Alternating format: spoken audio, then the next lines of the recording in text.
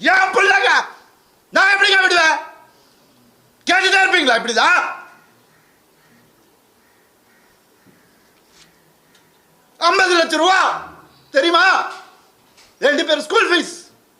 எத்தனை வருஷம் நான் அதை கட்டி பார்த்துட்டு இருக்கேன். அவங்களுக்கு நல்ல லைஃப் கிடைக்கணும்னு. குழந்தைங்க பத்தி, என் பாசத்தை பத்தி பேசாதீங்க.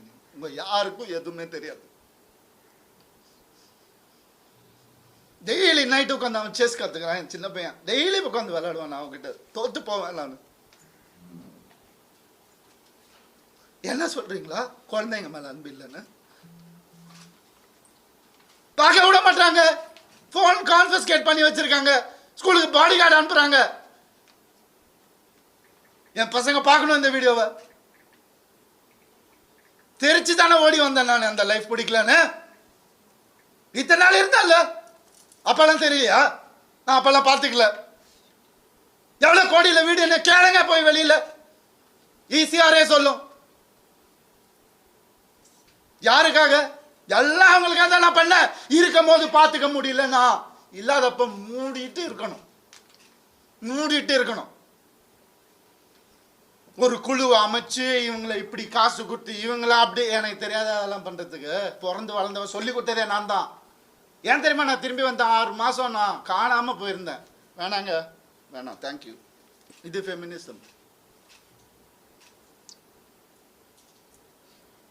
என்கிட்ட கேட்குறாங்க எப்படி அவன் வரான் பார்த்துடலாம் ஷூட்டிங்க்கு. ப்ரொடியூசர் ஆகினதே நான். என்கிட்ட கேட்குறாங்க யாராவது பார்த்துருக்கீங்களா? குடும்பமா ஒரு எக்ஸ் குடும்பம் வந்து இன்டர்வியூவில் வர்றது யாராவது பார்த்துருக்கீங்களா? எனக்கே தெரியாது. சர்ப்ரைஸ் தான். வந்து ஏன் மாப்பிள்ள, ஏன் இது, ஏன் அது, எதுக்கு? நான் பாட்டுக்கு தானே இருந்தேன். அப்படியே போயிருக்கலாமே. எதுக்கு சுரண்டி ரத்தம் வர்ற அளவுக்கு உயிர் போற அளவுக்கு சுரண்டுனா என்னங்க பண்றது ஒரு மனுஷன்? எனக்கு இப்படிலாம் பேச தெரியாதா?